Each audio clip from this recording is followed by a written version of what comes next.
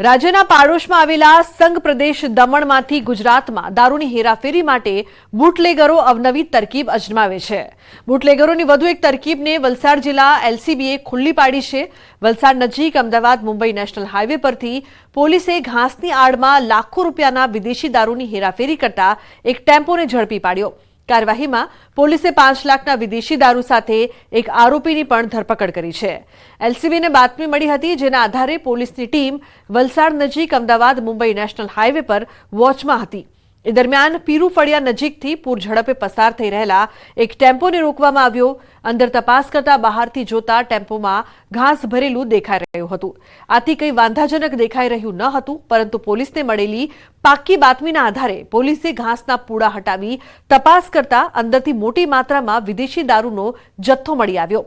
ઘાસની આડમાં અંદાજે 5 લાખની કિંમતના 83 પેટી દારૂનો જથ્થો મળી આવ્યો હતો, જેને કબજે કરી પોલીસે મહારાષ્ટ્રના અરુણ રાવ નામના આરોપી ચાલકની ધરપકડ કરી। તેની વિરુદ્ધ કાયદેસરની કાર્યવાહી પણ હાથ ધરવામાં આવી છે।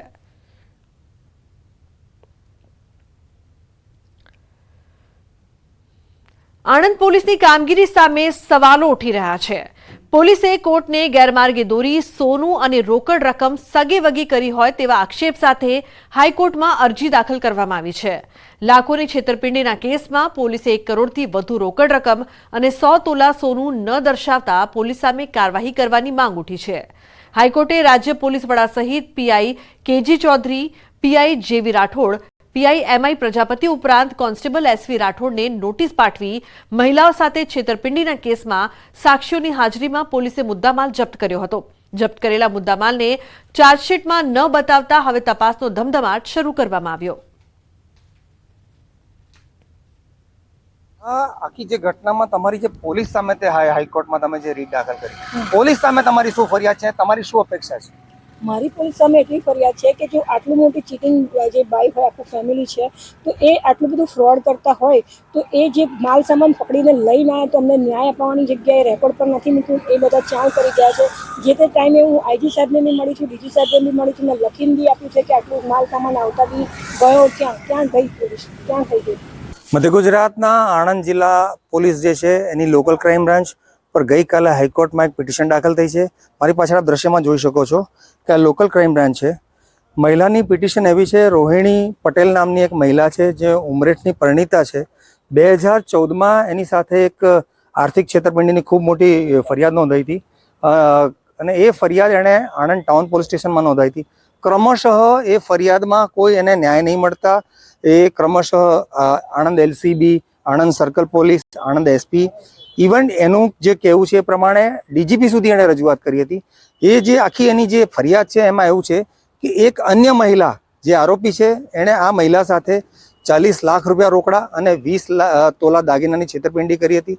પોલીસ તંત્રએ કોઈ પણ નક્કર પગલાં નહોતા લીધા। મહિલાના કહેવા પ્રમાણે પોલીસ એ આ આરોપીને મુંબઈથી એરેસ્ટ કર્યા હતા અને એમની પાસે આ મુદ્દામાલ જપ્ત કર્યો હતો, પરંતુ આ મુદ્દામાલ એમણે રેકોર્ડ પર ન લેતા આ મહિલાએ તેના 40 લાખ રૂપિયા અને 20 તોલા સોનું પરત લેવા માટે હાઈકોર્ટમાં દાદ માંગી છે।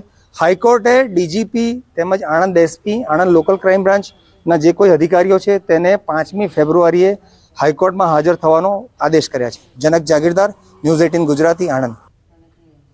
તો બનાસકાંઠાના ધાનેરામાં હાર્ટ એટેકથી બીજું મોત નીપજ્યું છે। 45 વર્ષીય યુવકને અચાનક ઉપડ્યો હતો દુખાવો। થોડા દિવસ અગાઉ એક આશાસ્પદ યુવકે ગુમાવ્યો હતો જીવ। યુવાનોને હાર્ટ એટેકની ઘટનાઓને પગલે વિસ્તારમાં ચિંતાનો માહોલ જોવા મળી રહ્યો છે। તો હાર્ટ એટેકથી બીજું મોત નીપજ્યું છે। ધાનેરામાં 45 વર્ષીય યુવકનું હાર્ટ એટેકથી મોત નીપજ્યું।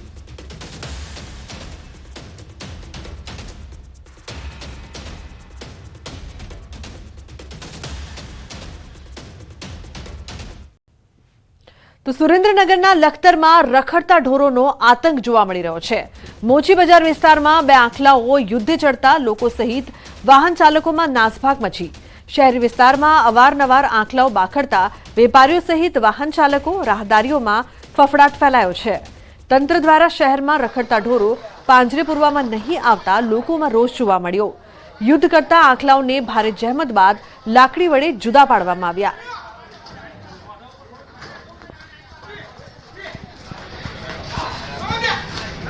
તો લખતરમાં બે આંખલા યુદ્ધે ચડતા જોવા મળ્યા. લોકોનું ટોળું ભેગું થઈ ગયું હતું. વિસ્તારમાં વેપારીઓ અને રાહદારીઓમાં ફફડાટ ફેલાયો છે.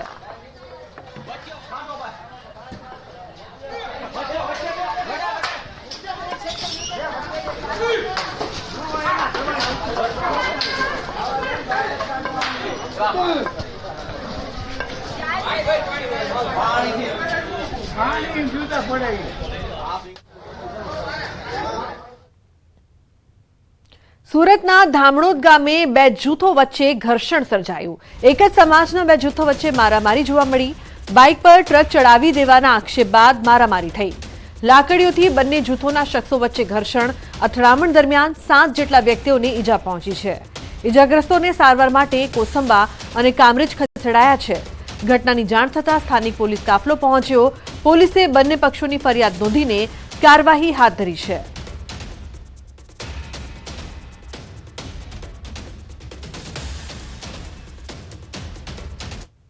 તો કોરોના બાદ હવે સ્વાઇન ફ્લુએ પણ માથું ઉચક્યું છે. વડોદરામાં સ્વાઇન ફ્લુથી 57 વર્ષીય દર્દીનું મોત નીપજ્યું. 57 વર્ષીય તુષાર ચંદ્રકાંત શાહ છેલ્લા ઘણા દિવસોથી કેન્સર, હૃદયરોગ તેમજ હાઇપરટેન્શન સહિતની બીમારીથી પીડાતા હતા અને ખાનગી હોસ્પિટલમાં સારવાર આપ્યા બાદ સયાજી હોસ્પિટલમાં સારવાર દરમિયાન તેમનું મોત નીપજ્યું. સ્વાઇન ફ્લુથી એક દર્દીનું મોત થવા છતાં હોસ્પિટલનું તંત્ર ઘોર નિંદ્રામાં છે. જ્યાં માસ્ક ફરજિયાત હોય ત્યાં પણ કર્મચારીઓ માસ્ક નથી પહેરતા.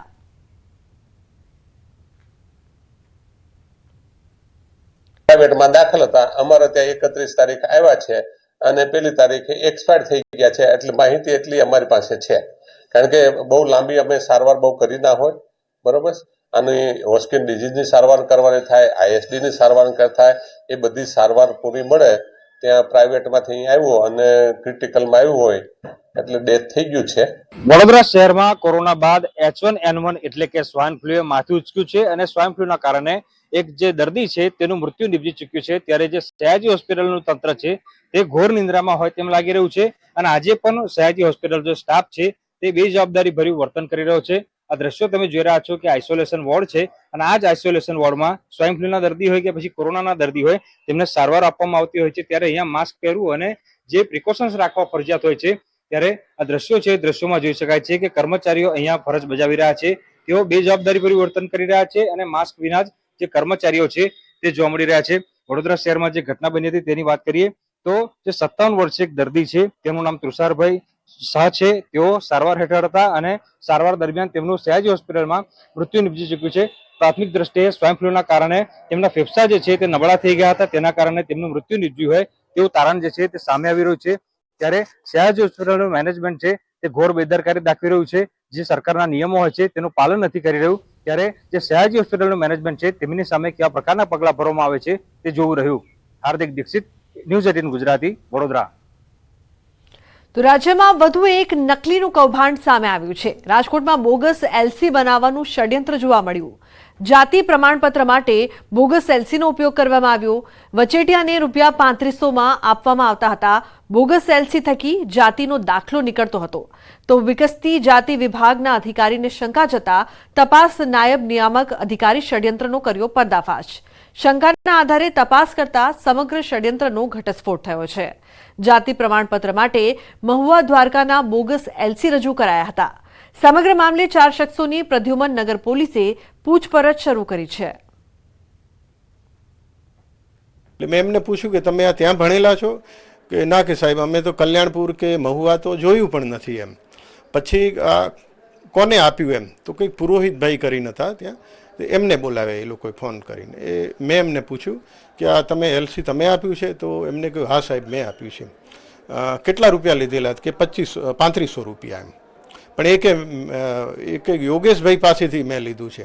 એટલે યોગેશભાઈને ફોન કરીને બોલાવ્યા. પ્રથમ તો યોગેશભાઈ ના જ પાડી કે હું નહીં આવું ત્યાં. એમ પણ છતાં એમને કહ્યું કે સાહેબ પોલીસ સ્ટેશન જવાનું કહે છે એટલે તમે આવી જાઓ. પછી આવ્યા. મેં એમને પૂછ્યું હા કે સાહેબ પહેલાં તો ના જ પાડી, પણ પછી કે હવે સાહેબ મારી ભૂલ થઈ છે, હું આવું ક્યારેય નહીં કરું. દ્વારકામાં ભણેલા છે અને એક જે છે એ ભાવનગર ભણેલા છે. ખરેખર એને ભાવનગર કે દ્વારકાની એક સ્કૂલો જોયેલી નથી અને આવા લિવિંગ સર્ટિફિકેટ ડુપ્લિકેટ બનાવી અને એજન્ટો દ્વારા બનાવી અને જાતિના દાખલા માટે જોડી અને આવા જે કૌભાંડો કરે છે કે કોઈ પણ સરકારી કચેરીઓ હોય તો અમારું કહેવાનું એટલું છે કે સરકારી કચેરીઓમાં જે આવી રીતે એજન્ટો જે છે તો જાહેર જનતાને પણ મારી એટલી વિનંતી છે કે આવા એજન્ટો દ્વારા તમે જે કામ કરાવો છો એ કામ બંધ કરો કે જ્યાં જે પોતે એક તો ડુપ્લિકેટ સર્ટિફિકેટ લઈ આવ્યા છે, લિવિંગ સર્ટિફિકેટ અને 3500 રૂપિયા દઈ અને જો આવી રીતે તમે પૈસા દઈ અને ખોટા કાગળિયા કરાવી અને આવા જો કામ કરાવ્યા રાખશો એજન્ટો દ્વારા કે કોઈ પણ સરકારી કચેરીઓમાં આવા એજન્ટોને રાખવા જ નહીં. સમાચારમાં આગળ વાત કરીએ તો અમદાવાદમાં ઉત્તરાયણ પહેલા નકલી દોરાના વેચાણનો પર્દાફાશ થયો છે. શહેરના શાહપુર વિસ્તારમાં જલારામ સિઝનેબલ નામની દુકાન પરથી નકલી દોરી ઝડપાઈ છે. અમદાવાદમાં આવેલા મદુરા કોટ્સ પ્રાઇવેટ લિમિટેડ દ્વારા શ્રી જલારામ સિઝનેબલ નામની દુકાન પર આક્ષેપ કર્યો હતો. મદુરા કોટ્સ પ્રાઇવેટ લિમિટેડના બ્રાન્ચ ફાઇનાન્સ એક્ઝિક્યુટિવ હરીશભાઈની ફરિયાદ અનુસાર જલારામ સિઝનેબલ નામની દુકાન દ્વારા મદુરા કોટ્સ પ્રાઇવેટ લિમિટેડના સાંકળ નંબર 8ની બ્રાન્ડના ડુપ્લિકેટ દોરાનું વેચાણ થાય છે, જેથી કોપીરાઇટને લગતી કાયદેસરની કાર્યવાહી માટે ફરિયાદ નોંધાઈ હતી. સાંકળ 8ની બ્રાન્ડનું ડુપ્લિકેટ દોરાનું વેચાણ કરતી આ દુકાન અમદાવાદના શાહપુર વિસ્તારમાં આવેલી છે. આ દુકાનમાં પોલીસ દ્વારા તપાસ કરવામાં આવતા સાંકળ 8ના ઓરિજિનલ અને ડુપ્લિકેટ માલ મળી આવ્યા હતા. ત્યારે આ મામલે તમામ ડુપ્લિકેટ માલ સહિત 72,000નો મુદ્દામાલ કબજે કરાયો છે.